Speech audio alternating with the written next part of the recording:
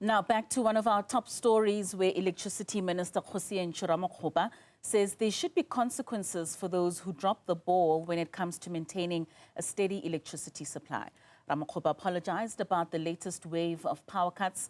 This as Eskom instituted stage 3 load shedding from yesterday until Monday, following a loss of generation capacity at Koeberg Unit 2 and 2 Kusile Units. Now, energy analyst Peter Becker joins us now for more. Peter, thank you so much for your time and for joining us this evening. How would you assess Eskom's performance in recent months? I mean, especially since January, now that we're experiencing this load shedding, regarding its energy generation and distribution. Why are we experiencing load shedding when there should be a low demand? Well, good evening, and thank you for having me. So paradoxically enough, it's summer when we're at most risk. And the reason for that is because of the low demand. It's when Eskom takes a lot of stations offline for planned maintenance. So we've got quite a high level of planned capacity loss at the moment. And on top of that, we've had an unplanned loss, in other words, breakdowns, which has shot up to about 18,000 megawatts now. And around the level of 14,000 megawatts, we can handle it. But it's gone over that limit, and that's what's resulted in the load shedding happening at this time. So we hear of energy shortage and a capacity shortage. What's the difference between the two? Yeah, that's a very interesting and important subject. So when you have a capacity shortage, you'll know it because we have load shedding at peak demand times in the evening and maybe in the morning. That means we don't have the capacity to generate the electricity that's being demanded. But when you get load shedding on the weekend, like we've got at the moment, that indicates we have an energy shortage. That means on average, Eskom cannot generate enough energy to satisfy the electricity demand in the country. And that means that obviously they will burn a lot of extra diesel, and we've seen that in the last couple of days. And it also means that any source of energy helps. Doesn't matter what time of day. So even if, for example, solar power only provides power at midday, that would still alleviate an energy shortage, whereas it wouldn't necessarily alleviate a capacity shortage in the evening when that peak demand occurs. So, Peter, how has Eskom's investment in infrastructure, both in renewable energy as well as traditional fossil fuels, how do you think has affected their ability to maintain a stable power supply? Yeah, and it's been very unfortunate that there was a long gap without any new capacity being built. And that was under the purview of Minister Mantashe. And a lot of people blame Eskom for that. And that's really unfair because Eskom was not allowed and is still not allowed to decide on its own to build a new power station. Eskom was lobbying for that. Various independent modelers were lobbying for that. But what is required under the Electricity Regulation Act is that a Section 34 determination is made by the Energy Minister, and Minister Mantashe steadfastly refused to do that. So we're in a rather strange state where, for some reason, renewable energy is associated with independent power producers, and Eskom is primarily the coal and nuclear producer, which is very unfortunate because if that foresight had been had and the Eskom had been allowed to go and build new renewable sources, they could be producing solar power at the midday for 40 cents a kilowatt hour and selling it for 2 Rand a kilowatt hour. And that would mean they'd be able to pay off some of their 300 and whatever it is billion Rand of debt at the moment. But unfortunately, it's fallen to independent power producers. So that's companies and private capital that have built a phenomenal amount of renewable energy. And just one example is there's over 6 gigawatts of rooftop solar capacity in the country at the moment. And it brings me to another point, if I may, that it's a tragedy that many municipalities are not allowing the excess energy to be fed back into the grid.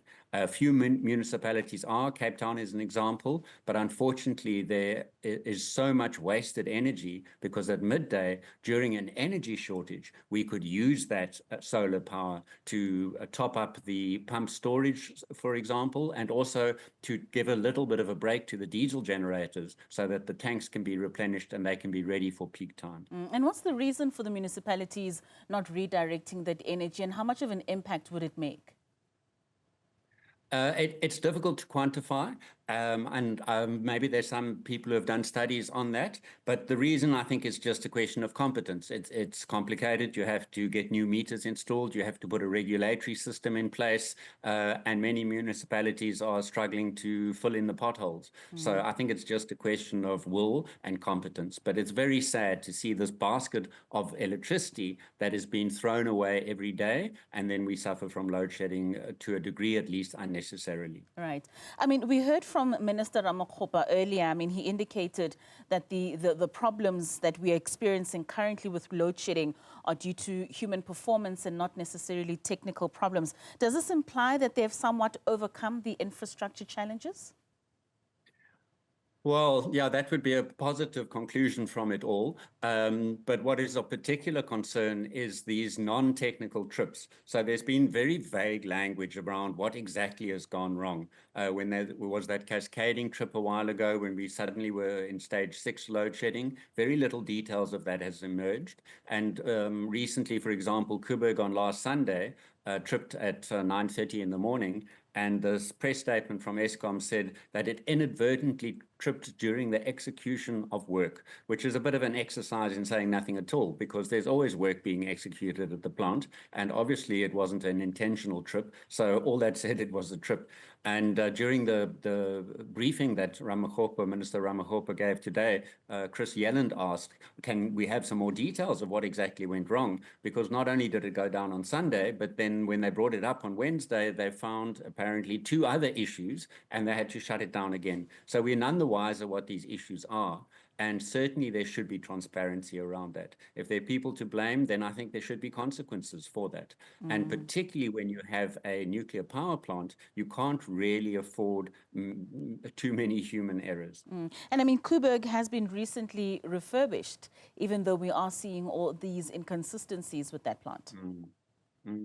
Yeah, and that brings us to another interesting point, because the power from Koeberg is not only intermittent, it's also unpredictable, because we find that without any forewarning, suddenly we lose about 920 megawatts, and that's the equivalent of 1 stage of load shedding. And in fact, ironically, when Koeberg is completely down, as it is at the moment, it draws about 40 megawatts just to keep its machinery running. And that's the equivalent power of about 40,000 homes on average, or something like that. So I suppose there's also a little bit of a concern that under this amount of political pressure to avoid load shedding, we just hope that the engineers at Koeberg are putting safety first and not bowing to any political pressure to keep a plant running that really, should be shut down. And as to why after the refurbishment it's giving these problems, I mean, it's a very old plant. It was built in the 70s. It's been next to the sea for 40 years. There have been some question marks raised about should it really have been worked on and it had its life extended. We don't know what's been spent on that. So it's impossible to do an economic analysis of whether it's actually been worth it. And if those billions of rand that have been spent on it could have maybe been spent on something else, especially in retrospect, when we see how unreliable the plant is despite all the expense and work.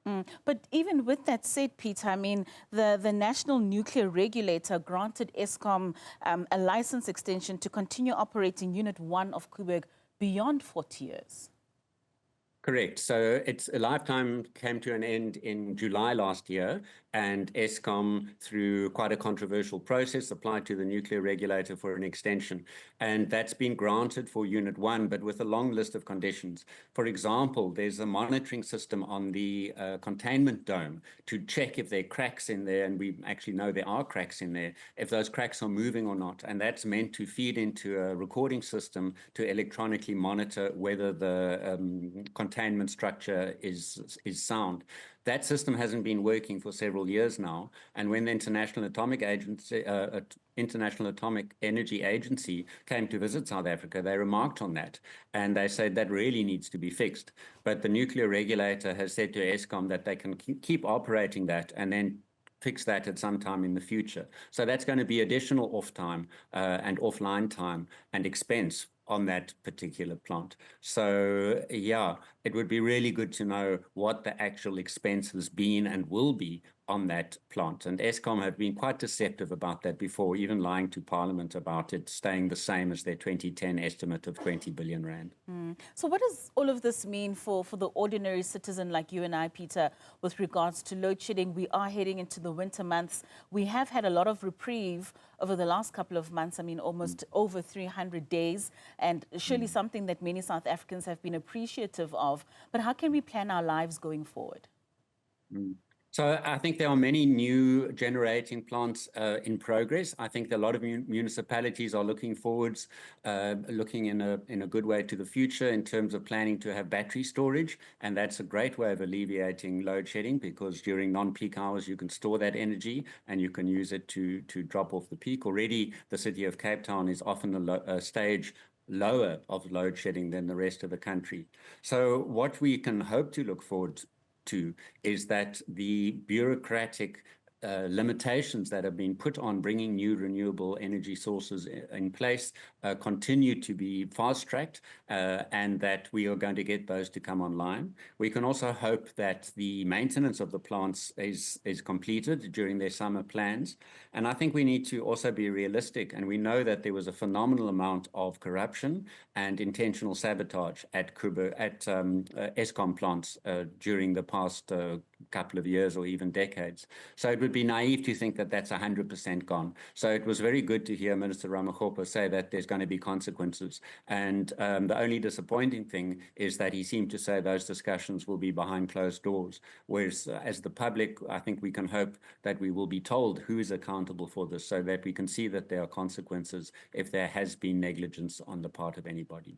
All right, I suppose it's a wait-and-see game. Peter Becker, thank you so much for your time as we continue with these discussions around load shedding, and hopefully South Africans won't be plunged in too much darkness in the next couple of months.